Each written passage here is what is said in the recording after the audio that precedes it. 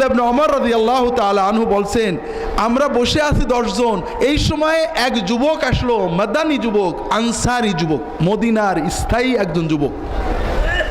আব্দুল্লাহ ইবনে ওমর মুহাজির যুবক, মক্কা থেকে হিজরত করে মদিনায় যে রয়েছেন, মদিনার এক যুবক এসে হাজির। কেন? যুবক জানে নবীজি সাল্লাল্লাহু আলাইহি ওয়াসাল্লামের কাছে যে সব জিজ্ঞেস করা যায়, কিন্তু মানুষ মুরব্বীরা ভিড় থাকলে যাওয়া কষ্ট। এখন নিশ্চয়ই নবীজি ফিরে আছে, এখন যাই শুনে নেব। কি শুনে নেব?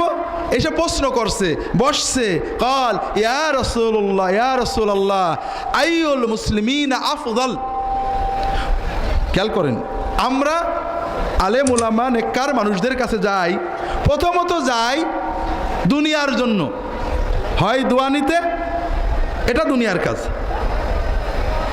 অথবা কোনো ঝগড়ার মাসলা শিখতে। সমাজে ঝগড়া হয়, ছোটোখাটো খুঁটিনাটি মশলা শিখতে আমরা খুঁজে বেড়াই কোন হুজুর আমার পক্ষে বলে। এই যুবক সাহাবী ছোটোখাটো বিষয় নিয়ে আসেননি, এমন একটা প্রশ্ন করলেন যেটা ইসলামের মূল চিত্র এক কথাই তুলে ধরবে। তিনি বললেন, ইয়া রাসূলুল্লাহ, ইসলামের ভিতরে, মুসলমানদের ভিতরে সবচেয়ে শ্রেষ্ঠ, আফদাল, সবচেয়ে বেশি ফজিলতওয়ালা শ্রেষ্ঠ মুসলমান কে? তাহলে যুবকের প্রশ্নটা কি? মুসলমানদের ভিতরে শ্রেষ্ঠ কে? আমরা কি বলবো? মুসলমানদের ভিতরে শ্রেষ্ঠ যারা রাজনীতি করেন বলে, যারা রাজনীতি মার খায়, যারা তরিকা করেন যারা তরিকা করে, যারা কয় মাদ্রাসা যারা কয় মাদ্রাসা করে, যারা রফাদাইন করে যারা রফাদাইন করে, যারা হানাফি তারা বলে যারা হানাফি তারা শ্রেষ্ঠ।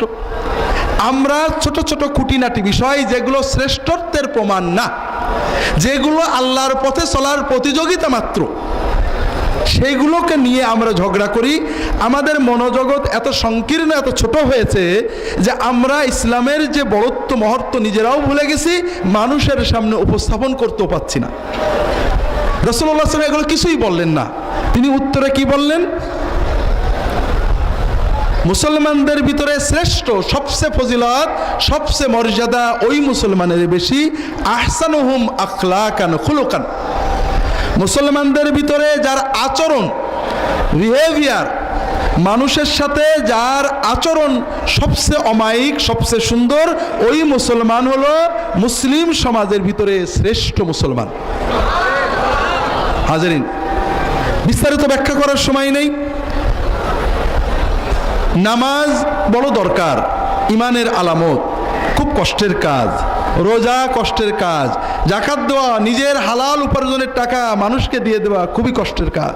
তবে সবচেয়ে বড় কষ্ট ভাইরা, আল্লাহর দিকে তাকিয়ে ইমানের দাবিতে নিজের রাগ কন্ট্রোল করা, নিজের অহংকার রোধ করা, নিজের নফসকে নিয়ন্ত্রণ করা, এর চেয়ে কঠিন আর কিছু নেই। কথা বুঝতে পারেননি? নামাজ কষ্ট, রোজা কষ্ট, না রাগের মাথায় গাল না দিয়ে চুপ করে থাকা কষ্ট। ঠিক করে কোনটা কষ্ট? সকাল থেকে সন্ধ্যা পর্যন্ত মুসলমান 17 ঘন্টা, 16 ঘন্টা, 15 ঘন্টা না খেয়ে না পান করে ক্ষুধা পিপাসায় বুকের ছাতি ফাটিয়ে রোজা রাখে না? ক্ষুধা থেকে সবর করে আসে, সে গোপনে পানি খেলে কেউ দেখবে না, তারপরেও সে পানি না খেয়ে, ভাত না খেয়ে কষ্ট করে না? কিন্তু ওই মুসলমানই ওই রোজা অবস্থায় একজন একটা বাজে কথা করলে ভট করে রেগে খারাপ কথা বলে না? তাহলে 17 ঘন্টা না খেয়ে থাকা কঠিন, না রাগের মাথায় নিজেকে নিয়ন্ত্রণ করা কঠিন? হ্যাঁ, আপনারা বলবেন রাগ তো একটা মানে ন্যাচারাল, এ তো হুজুর কন্ট্রোল করা যায় না। এটাও একটা মিথ্যা কথা। আপনি প্রচণ্ড রেগেছেন, একজন রিকশাওয়ালা আপনার পায়ের উপর চাকা তুলে দিয়েছে, বা আপনার জামা ছিঁড়ে দিয়েছে, একজন গরিব মানুষ বাজে কথা বলেছে, একটা ফকির আপনার ধাক্কা দিয়েছে, আপনি যাচ্ছিলেন মসজিদ থেকে বেরিয়ে একটা ফকির জামা ধরে টান দিয়েছে, আপনি রেগে চোখ লাল করে তাকিয়েছেন, ঘুষি দেবেন বা রাগ করবেন। এমন সময় দেখেন আপনার পাশেই এমপি সাহেব দাঁড়িয়েছে, আপনাকে ডাক দিয়েছে, আপনার রাগ কি থাকবে? তাহলে এমপিকে দেখার কারণে আপনার রাগটা চলে গেল, ঠিক না? আপনি ঘরে বউয়ের সাথে অথবা আপনার বউ স্বামীর সাথে ঝগড়া করছে, রাগ একেবারে চোখ লাল হয়ে গেছে প্রচন্ড।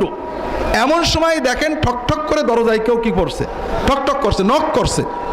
আপনি রাগে চোখ ফুলিয়ে কে রে বিরক্ত করে এই অসময়ে দরজা খুললেন, দরজা খুলে দেখেন আপনার বস দাঁড়িয়ে আছে। রাগ তো থাকবে, রাগ থাকবে তো? থাকবে না। আপনি ঝগড়া করছেন আপনার বউয়ের সাথে, স্বামীর সাথে, অথবা বন্ধুর সাথে, অথবা আপনার কোনো অধীনস্থ একেবারে রেগে গিয়ে চোখ লাল হয়ে গেছে, যা তা গাল দিচ্ছেন, মোবাইল বেজে উঠলো, মোবাইল মনে হলো ফেলে দেবো, তাকাই দেখি কি, তাকাই দেখি প্রধানমন্ত্রী দপ্তর থেকে ফোন করেছে। রাগ থাকবে? থাকবে না? থাকবে না? থাকবে না। তাহলে আমরা যে বলি রাগ দমন করা যায় না, এটা মিছে কথা। রাগ খুব দমন করা যায়। কথা হলো আপনি কাকে দেখে দমন করবেন? এমপিকে দেখে, বসকে দেখে, প্রধানমন্ত্রীর দপ্তরের মোবাইল দেখে, নাকি আল্লাহকে দেখে রাগ বন্ধ করবেন? এইটা হলো ঈমান। কথা বুঝতে পেরেছেন? যখন আপনার ঈমান সবসময় অ্যাক্টিভ থাকবে, প্রচণ্ড রাগ হয়েছে, চড় মারতে, কিল মারতে মন চাচ্ছে, গাল দিতে মন চাচ্ছে, কিন্তু আল্লাহ দেখছে, বেফাস কথা বললে রাগ করবে। আল্লাহ কুরআন কারিমে বলেছেন, ওয়াসারিউ ইলা মাগফিরাতিম মির রাব্বিকুম ওয়া জান্নাতিন আরদুহাস সামাওয়াতু ওয়াল আরদু উইদ্দাত লিল মুত্তাকিন। তোমরা দৌড়াও সেই জান্নাতের দিকে, তোমরা দৌড়াও সেই জান্নাতের দিকে যে জান্নাত আসমান জমিনের মতো প্রশস্ত। সেই জান্নাত আল্লাহ বানিয়েছেন মুত্তাকিদের জন্য। সেই মুত্তাকি কারা? টুপি, জুব্বা, পাগড়ি, তাহাজ্জুদ কোনোটাই রাসূলুল্লাহ আল্লাহ কোরআনে বললেন না। কোন মুত্তাকি?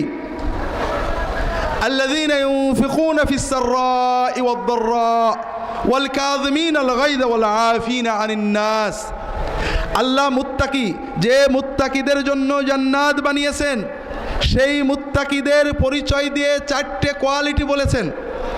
1 নম্বর হলো তারা অভাব থাক আর সচ্ছল থাক, দারিদ্র থাক আর সম্পদ থাক, সবসময় যতটুকু পারে আল্লাহর পথে ব্যয় করে। ব্যয় করে মানে কি? দরগা মাজারে সিন্নি দেয় না, ব্যয় করে কিভাবে? আল্লাহ কোরআন অন্য জায়গায় বলেছে, কুল মা আনফাকতুম মিন খাইর ফালিল ওয়ালিদাইনি ওয়াল আকরাবিন ওয়াল ইয়াতামা ওয়াল মাসাকিন ওয়া ইবনিস সাবিল। তোমরা যদি ব্যয় করতে চাও, ব্যয় করবে কি? আগে মা বাবার জন্য। তোমার সব ব্যয়ের বড় ব্যয় হবে মা বাবার জন্য। এরপরে যদি কিছু থাকে, মা বাবার পরে আত্মীয় স্বজন, এতিম, বিধবা, দরিদ্র, অসহায়, মুসাফির, এদের জন্য ব্যয়কে আল্লাহ কোরআনে ব্যয় বলেছেন। কথা বোঝেননি? যে যারা সচ্ছল হোক আর দরিদ্র হোক, সকল অবস্থায় ব্যয় করে।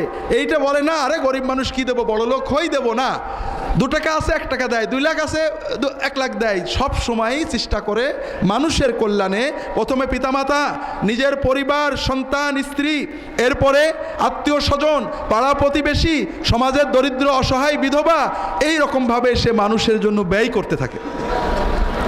ওয়াল কাযিমিনাল গায়যা, দ্বিতীয় কোয়ালিটি, দ্বিতীয় বৈশিষ্ট্য আল্লাহ বললেন, যারা রাগ দমন করে, ক্রোধ সম্বরণ করে, ওয়াল আফিনা আনিন নাস, মানুষদেরকে মাফ করে। আল্লাহ জান্নাত বানিয়েছেন, তাদের 3টে কোয়ালিটি গেল। আল্লাহ রাসূল সাল্লাল্লাহু আলাইহি ওয়াসাল্লাম অন্য একটা হাদিসে বলছেন, আব্দুল্লাহ ইবনে ওমর রাদিয়াল্লাহু তাআলা বর্ণিত, ইমাম সুয়ুতি এনেছেন জামে সগীরে, শেখ মোহাম্মদ নাসিরউদ্দিন আলবানী হাসান বলেছেন, আল্লাহ রাসূল সাল্লাল্লাহু আলাইহি ওয়াসাল্লাম বলছেন, মান কাযামা গায়যান ওয়া হুয়া ইস্তাতিউ আন ইউনাফিযাহু মালা আল্লাহু কলবাহু আমনান রাদান ইয়াউমাল কিয়ামা।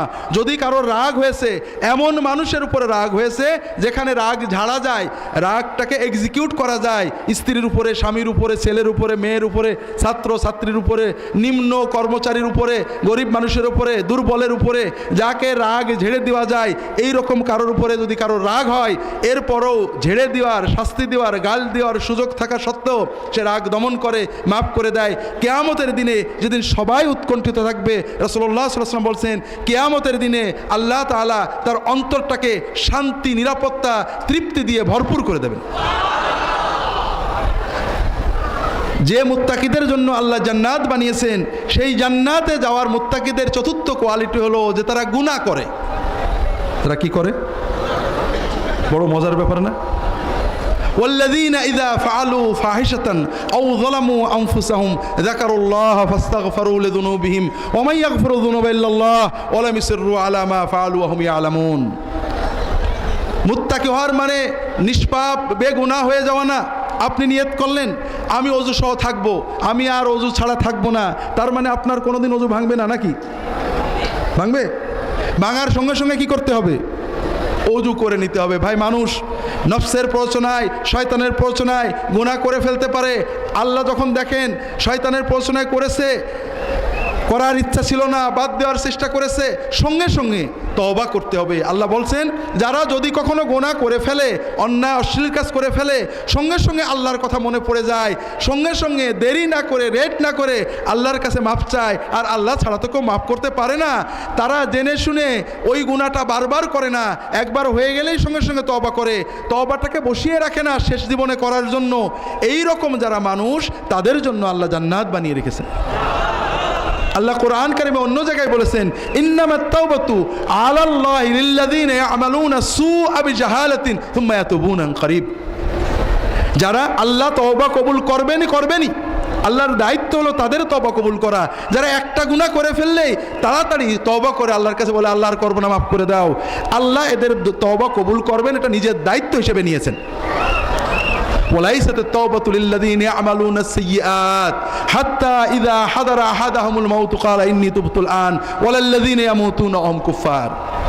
আর যারা গুনাহ করে আর জমাইতে হয় মরার আগে করব, অথবা গুনাহ নিয়েই মরে যায়, কাফের হয়ে মারা যায়, এদের তওবা আল্লাহ কবুল করেন না। হ্যাঁ, মরণ পর্যন্ত তওবা কবুল হবে, কিন্তু আপনি জীবনের সব গুনাহ জমায়ে রাখবেন না। আপনি প্রতিটি গুনাহ করার সঙ্গে সঙ্গে তওবা করবেন, শেষ জীবনে যেগুলো হবে মরার একেবারে শেষ নিঃশ্বাস ঘরঘড়ির আগ পর্যন্ত আল্লাহ কবুল করবেন। কিন্তু আমরা যেটা করেছি ভাইরা, আজীবন নিশ্চিন্তে গুনাহ করি, মরার আগে হুজুরের ডেকে এনে তওবা পড়ি, ভাই আর যাই করেন আমাদের যাই দেন হাদিয়া তোফা, আপনাদের কোনো লাভ হচ্ছে না। আপনারা ঘরে বসে যখন যে গুনাহ হবে তওবা করবেন, হুজুরের কাছে আসবেন, তওবার মহব্বত, তওবার আবেগ তৈরি করবেন, আর সবসময় কোনো গুনাহ পিছিয়ে রাখবেন না। আল্লাহ কবুল করে নিন, আমিন। যেটা বলছিলাম ভাইরা, এজন্য রাসূলুল্লাহ সাল্লাল্লাহু আলাইহি ওয়াসাল্লাম বললেন কি, যে মুসলমানদের ভিতরে শ্রেষ্ঠ মুসলমানকে যার আচরণ ভালো, আর এই আচরণের মাপকাঠি রাসূলুল্লাহ সাল্লাল্লাহু আলাইহি ওয়াসাল্লাম বলে দিলেন, এই ভালো মানুষদের ভিতরে আকমালুল মুমিনিনা ঈমানান আহসানুহুম খুলুকান ওয়া খিয়ারুহুম লিআহলিহি। মুমিনদের ভিতরে সেই মুমিনই শ্রেষ্ঠ, তারই ঈমান পূর্ণ যে মানুষের সাথে ভালো আচরণ করে। আর ভালোদের ভালো, বেস্ট অফ দ্য বেস্ট কে, যে বাড়িতে পরিবারের সাথে, বউয়ের সাথে, স্বামীর সাথে ভালো আচরণ করে, সেই হলো বেস্ট, মুমিনদের ভিতরে বেস্ট। তো ভাইরা, একজন আমাকে বলছে কালকের ওয়াজ শুনে, যা আপনার ওয়াজ লোকেরা পছন্দ করে না, আপনার ওয়াজে কেউ সুবহানাল্লাহ কয় না, আর অন্য নজরে ওয়াজ করলে মাশাআল্লাহ অনেক সুবহানাল্লাহ কয়। আমি করবো কি, আমার ওয়াজ পছন্দ হয় না, লোকদের বসে থাকে আলহামদুলিল্লাহ। যেটা বলছিলাম ভাইরা, তাহলে আপনি রাগ দমন করেন, বাইরের মানুষদের সাথে আচরণ ভালো করেন, এটা খুব বড় কাজ। কিন্তু এখানে অনেক সময় লৌকিকতা থাকে। কিন্তু আপনি বাড়ির ভিতরে ঢুকেছেন, ঘরের দরজা বন্ধ করেছেন, আর কেউ নেই, স্বামী স্ত্রী অথবা বাড়ি ছেলে মেয়ে, আব্বা আম্মা, সেখানে আমরা কিন্তু লৌকিকতার চাদর খুলে ফেলি। যে কারণে যে স্ত্রী বান্ধবীদের সাথে, আত্মীয়দের সাথে কি মধুর মধুর কথা বলে, স্বামীর কাছে গেলেই কেমন যেন হঠাৎ করে সব দুষ্টামি বেরিয়ে পড়ে। যে স্বামীটা বন্ধুদের সাথে, পীর ভাইদের সাথে কি সুন্দর মজার মজার অমায়িক গল্প করে চা খাওয়ায়, ঘরে গেলে যেন একেবারে নেকড়ে বাঘ হয়ে যায়। আছে না নেই? এর নাম ঈমান না, এর উল্টোটা ঈমানের দাবি। যে লোকের ভিতরে তো আপনি লৌকিকতাতে ভালো করবেন, হতেই পারে, কিন্তু কেউ দেখছে না, আল্লাহ একা দেখছেন। সেখানেও যখন আল্লাহর দিকে তাকিয়ে আপনি ঈমানে সচেতন হয়ে স্ত্রীর সাথে ভালো ব্যবহার, স্ত্রীর গালি সহ্য করবেন, আপনি তাকে খারাপ কথাটা বলবেন না, আপনি আল্লাহর দিকে তাকিয়ে ভালো কথা বলার চেষ্টা করবেন, সবর করার চেষ্টা করবেন, স্ত্রী স্বামীর সাথে খারাপ আচরণ করবে না, ভালো আচরণ করবে, আল্লাহর দিকে তাকিয়ে সবর করার চেষ্টা করবে, প্রত্যেকে তার দায়িত্ব পালন করার চেষ্টা করবে, এরাই হলো বেস্ট মোমেন্টদের ভিতরে আল্লাহ তাআলার কাছে বেস্ট। এই যুবক, রাসূলুল্লাহ সাল্লাল্লাহু আলাইহি ওয়াসাল্লামের সময়ের যুবকরাও ছিল বড় মজার। আর এক যুবক, এই যুবকের প্রশ্ন বলছি, আর যেটা প্রথম প্রশ্ন ওটা সর্বশেষ বলার চেষ্টা করব। আর এক যুবক আসছে, রাসূলুল্লাহ সাল্লাল্লাহু আলাইহি ওয়াসাল্লামের খেদমত করছে, মহব্বত করে খেদমত করছে, পানি আগিয়ে দিচ্ছে, মেসওয়াক আগিয়ে দিচ্ছে। রাসূলুল্লাহ সাল্লাল্লাহু আলাইহি ওয়াসাল্লাম বললেন, রাবিয়া ইবনে কাব, তুমি যে আমার খেদমত করলে খুব ভালো লাগলো, তুমি বাবা কি চাও আমার কাছে বলো না। ইয়া রাবি আসাল, তুমি আমার কাছে চাও। কে বলছেন? মুহাম্মদ রাসূলুল্লাহ সাল্লাল্লাহু আলাইহি ওয়াসাল্লাম, যিনি আল্লাহর হাবিব, আল্লাহর খলিল, আল্লাহর নবী, যিনি যে কোনো দোয়া করলে আল্লাহ দেবে। আবার তিনি মদিনা রাষ্ট্রের প্রেসিডেন্ট, তার কাছ থেকে যে কোনো সম্পদ চেয়ে নেওয়া যায়। এত সুযোগ। আমাদের প্রধানমন্ত্রী যদি বলে যে তুমি কি চাও, আমরা টাকা পয়সা চাকরি বাকরি চাইব, কিন্তু আমরা কেউই বলবো না আমাদের দিনের কিছু জিনিস দেন। আমাদের দেশের কোনো বড় অলি বুজুর্গ নেককার মানুষ যার ব্যাপারে আমরা ভালো ধারণা রাখি যে হয়তো আল্লাহ ওনার দোয়া কবুল করতে পারেন, তিনি যে বলেন বাবা বলো তুমি যা চাও আমি আল্লাহকে দোয়া করে দেবো, পেয়ে যাবা। আমরা কি চাইবো? সঙ্গে সঙ্গে ছেলের চাকরি, মেয়ের চাকরি, টাকা পয়সা, বড় লোক, এইসব। আর রাসূলুল্লাহ সাল্লাল্লাহু আলাইহি ওয়াসাল্লামের এই কিশোর সাহাবী বড় অদ্ভুত। তিনি বললেন ইয়া রাসূলুল্লাহ উরিদু মুরাফাকাতাকা ফিল জান্নাহ, ইয়া রাসূলুল্লাহ আমি একটাই জিনিস চাই, জান্নাতে যেন আপনার কাছে থাকতে পারি। ওই কিশোরও বুঝেছে দুনিয়ায় যা চেয়ে নেব এই মহান নবীর কাছ থেকে যা আমি বলবো হয়তো উনি দেবেন, কিন্তু দুনিয়ার যেটাই আমি নেব, চাকরি বাকরি, সম্পদ, টাকা পয়সা, বউ বাচ্চা, একদিন ওটা ছেড়ে দিয়ে আমাকে চলে যেতে হবে, ঠিক না বেঠিক ভাই? অনন্ত জীবনের শ্রেষ্ঠ নিয়ামত মুহাম্মদ রাসূলুল্লাহ সাল্লামের সহবতে থাকা, আমি এই জিনিসটাই চেয়ে নেব। আবার রাসূলুল্লাহ সাল্লাম কি বললেন ওই কিশোরকে? আমাদের কোনো হুজুরদের কাছে আমরা যদি বলি হুজুর দোয়া করেন যেন জান্নাত, আচ্ছা বাবা আমি দোয়া করে তুমি জান্নাতে যাবা, আচ্ছা বাবা যাও আমি খেয়াল রাখবো, আমরা মনে করি মাশাআল্লাহ হুজুর খেয়াল রাখছে, আমাদের আর কনসেন্ট্রেশন নেই। আমরা বাংলাদেশের মুসলমানদের কাছে মুসলমানকে, যে মুসলমানের ছেলে মুসলমানই নিয়েছে সেই তো মুসলমান, ঠিক না? মুসলমানি নাম যেটা কাম, এটার সাথে ইসলামের কোনো সম্পর্ক নেই, এটা ইসলামের একটা সুন্নত বা ওয়াজিব কাজ। কিন্তু প্রবলেম হলো আমাদের এই পাক ভারত উপমহাদেশে মুসলমান গায়ের মুসলমান, মুসলমান অমুসলমান, আমল আখলাক দেখে বোঝা যায় না। মুসলমানও মিশে কথা কয়, অমুসলমানও মিশে কথা কয়, মুসলমানও গাঁজা খায়, অমুসলমানও গাঁজা খায়, মুসলমানও দুর্নীতি করে, অমুসলমানও দুর্নীতি করে, মুসলমানেরও দাড়ি নেই, অমুসলমানেরও দাড়ি নেই, মুসলমানও নামাজ পড়ে না, অমুসলমানও নামাজ পড়ে না। তাহলে মুসলমান আর অমুসলমানের পার্থক্য করার কোনো উপায় নেই একমাত্র কাপড় খোলা ছাড়া। এই জন্য এই কাজটার নাম মুসলমানি হয়ে গেছে, কিন্তু আসলে এটা মুসলমানি না। আর যে মুসলমান ঈদের নামাজে যায় সে ভালো মুসলমান, আর যে মুসলমান 5 ওয়াক্ত নামাজ মসজিদে যায়, আরে বাপরে এ তো সে অন্য কিছু। তবে অলি আল্লাহ না, 5 ওয়াক্ত নামাজ যে মসজিদে পড়ে সে কি অলি আল্লাহ? অলি আল্লাহ কে? অলি আল্লাহ যে নামাজ পড়ে না, দাড়ি রাখে না, রোজা রাখে না, বস্তা পড়ে, চট পড়ে, মিছে কথা কয়, এরা হলো অলি আল্লাহ, ঠিক না? হ্যাঁ, যেটা বলছিলাম রাসূলুল্লাহ সাল্লাল্লাহু আলাইহি ওয়াসাল্লামের সময়ের ইসলামটা এরকম ছিল না। মুসলমানকে যে 5 ওয়াক্ত নামাজ জামাতে পড়ে সে হলো মুসলমান, আর যে 2-1 ওয়াক্ত নামাজ জামাত বাদ দেয়, কিছু নামাজ জামাতে পড়ে কিছু ঘরে পড়ে, এ হলো মুনাফেক মুসলমান। আর যে নামাজ পড়ে না তার তো কোনো ভিসাই নেই, কথা বোঝেননি? তাহলে রাসূলুল্লাহ সাল্লাল্লাহু আলাইহি ওয়াসাল্লামের মসজিদে নামাজের সময় কি অল্প মানুষ হতো না বেশি মানুষ? পুরো মসজিদ ভরে যেত, সামনে পুরুষেরা, শেষের দিকের কাতারে মহিলারা। কাজেই এই যে 10 জন মসজিদে বসেছিলেন এটা অবসর সময়ে রাসূলুল্লাহ সাল্লাল্লাহু আলাইহি ওয়াসাল্লামের মসজিদ ছিল সব কিছু, তার খানকা, তার মাসলা মাসাইল, তার কোর্ট, তার বিচার সবই মসজিদে হতো। তিনি বসে আছেন, অফ সময়ে দেখেন, লক্ষ্য করেন আমাদের হুজুরদের পাশে থাকে মুরব্বীরা, দাড়ি পাকা, চোখে ভালো দেখে না, এরাই হুজুরদের আশেপাশে থাকে, ঠিক না বেঠিক? আর রাসূলুল্লাহ সাল্লাল্লাহু আলাইহি ওয়াসাল্লামের পাশে 10 জনের ভিতরেও কয়জন যুবক বসে আছে, কারণ যুবকেরা জানে যে এই অফ সময়ে রাসূলুল্লাহ সাল্লামকে পাওয়া যাবে, মন খুলে কথা বলা যাবে। আব্দুল্লাহ ইবনে ওমর রাদিয়াল্লাহু তাআলা আনহু বলছেন, ইয জাআ শাবুম মিনাল আনসার। রাসূলুল্লাহ সাল্লাল্লাহু আলাইহি ওয়াসাল্লামের জীবন দেখেন, তার সাহাবীরা সব যুবক ছিলেন। রাসূলুল্লাহ সাল্লাল্লাহু আলাইহি ওয়াসাল্লাম নবুয়ত পেলেন 40 বছর বয়সে, আর তার সাহাবায়ে কেরামের বয়স 8, 9, 10 থেকে 35, 36-এর ভিতরে, অধিকাংশই যুবক। কথা কি বুঝতে পারছেন? কেন? আর রাসূলুল্লাহ সাল্লামের যারা বিরোধিতা করেছেন তারা অধিকাংশই বুড়ো। আবু জাহাল, আবু লাহাব, উতবা, সাইবা, এরা সবাই মুরব্বী। আর যারা ঈমান এনেছেন আব্দুল্লাহ ইবনে মাসউদ, আব্দুল্লাহ ইবনে জুবায়ের, আলী, আবু বকর, ওমর, ওসমান রাদিয়াল্লাহু তাআলা আনহুম আজমাইন, এরা সবাই যুবক।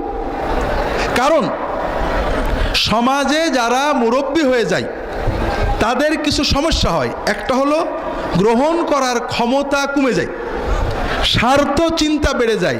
সবই ঠিক আছে, বুঝি কথাটা ঠিক, কিন্তু এইটা করলে এইটা হবে, আমাদের মরহুম পীর সাহেব হুজুরের কাছে কত এইগুলো হতো, হুজুর আপনার কথা ঠিক আছে, কিন্তু এটা করলে হুজুর মুরিদ কেটে যাবে, হুজুর কেউ আর আসবে না, দরবার থাকবে না, হুজুর এ কথা বললে লোকে মানবে না, আলেমরা নিন্দা করবে, হেন করবে তেন করবে।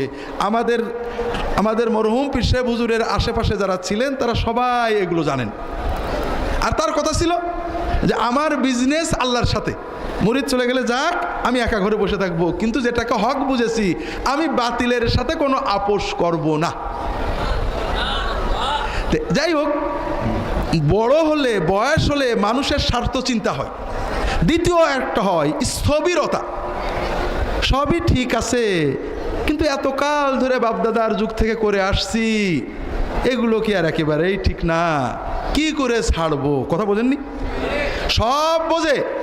মুহাম্মদ রাসূলুল্লাহ সাল্লাল্লাহু আলাইহি ওয়াসাল্লাম এমন কোনো দাওয়াত দেননি যেটা আরবের কাফেররা খারাপ বলতো। তারা আল্লাহ মানতো, আল্লাহর ইবাদত করতো, আল্লাহর কাছে দোয়া করতো, আল্লাহর ইবাদত করতে বলতো, পিতামাতার খেদমত ভালো কাজ, সত্য কথা বলা ভালো কাজ। রাসূলুল্লাহ সাল্লাল্লাহু আলাইহি ওয়াসাল্লাম যত বিষয়ের দাওয়াত দিয়েছেন সেগুলো যে ভালো, এটা আরবের মক্কার নেতা গোতা সবাই স্বীকার করত। একটাই শুধু বিরোধিতা, যে আমরা এই যে বাপ দাদার থেকে যে পদ্ধতিতে করে আসছি, মুহাম্মদ সেই পদ্ধতির ভিতরে খোঁচা দিয়েছে, এটা নেওয়া যাবে না। যুবকদের এই স্বার্থ চিন্তা থাকে না। যুবকেরা যেটাকে সত্য বলে বোঝে, সে সত্যকে গ্রহণ করতে ওদের স্বার্থ নেই। বাপ এই তো এটা করিস নে, তোর ওই জমি চলে যাবে, ওর জমির কোনো মহব্বতই নেই, আমি করবো যা হয় হোক। যুবকের গ্রহণ ক্ষমতা থাকে। যুবকেরা চায় সমাজকে পরিবর্তন করতে, ভালো কাজ করবে, কখনো নিজেকে প্রকাশ করতে, কখনো সমাজকে পরিবর্তন করতে। যে উদ্দীপনা, আগ্রহ, এটা যুবকদের ভিতরে থাকে, তবে তারা মিসগাইড হয়। কখনো নাস্তিকতায় চলে যায়, কখনো আমার ঝিনাইদহের এক ডাক্তার আছেন, বলছেন যে স্বাধীনতার পরে জাসদের গণবাহিনী হলো, এদেশে জুলুম অত্যাচার, বঙ্গবন্ধু শেখ মুজিবের সরকারের পরিবর্তন করতে হবে, অস্ত্র নেও। তিনি বললেন যে আমার সাথে যত মেধাবী ছিল যুবক, তখন এইচএসসি পরীক্ষা দেবেন, অধিকাংশই এই সমাজ পরিবর্তন, বৈজ্ঞানিক সমাজতন্ত্রের মাধ্যমে সমাজ পরিবর্তনের নেশায় উন্মাদ হয়ে চলে গেল ওই দলে। আর এদের পরবর্তীতে অধিকাংশই আর লেখাপড়া কন্টিনিউ করতে পারেনি, রেজাল্ট ভালো করতে পারেনি। তাদেরকে যারা জঙ্গলে নিয়েছিল, অস্ত্র তুলে দিয়েছিল, গুলির মুখে নিয়েছিল, তারা মন্ত্রী মিনিস্টার হয়েছে, কিন্তু এই হাজার হাজার লক্ষ যুবকের ভবিষ্যৎ নষ্ট হয়ে গেছে। এই জন্য যুবকদের ভিতরে সমাজ পরিবর্তনের আগ্রহ থাকে, কিন্তু সঠিক দিক নির্দেশনা অনেক সময় পায় না। রাসূলুল্লাহ সাল্লাল্লাহু আলাইহি ওয়াসাল্লাম তাদেরকে সহজ সরলভাবে সঙ্গ দিয়েছিলেন, কাছে আসতে দিয়েছেন, বোঝাতে পেরেছেন, আদর করেছেন। এবং তার সবচেয়ে বড় মর্যাদা ছিল এইটা, আল্লাহ কোরআন কারিমে রাসূলুল্লাহ সাল্লাল্লাহু আলাইহি ওয়াসাল্লামের ইবাদতের প্রশংসা করেননি, কারণ তিনি সবচেয়ে বড় আবেদ ছিলেন। তার পোশাক পাগড়ির কোনো প্রশংসা করেননি, তার দান খয়রাতের প্রশংসা করেননি। আল্লাহ কোরআন কারিমে তার আচরণ, মানুষের সাথে যে মিষ্ট আচরণ, সুমধুর আচরণ, মানুষের কথা মন দিয়ে শোনা, কাউকে কষ্ট না দেওয়া, আল্লাহ কোরআনে বলেছেন ইন্নাকা লাআলা খুলুকিন আযীম, ইয়া হে মুহাম্মদ আলাইহিস সালাতু ওয়াস সালাম, আপনি অত্যন্ত মহান আচরণ, আখলাকের উপরে প্রতিষ্ঠিত রয়েছেন।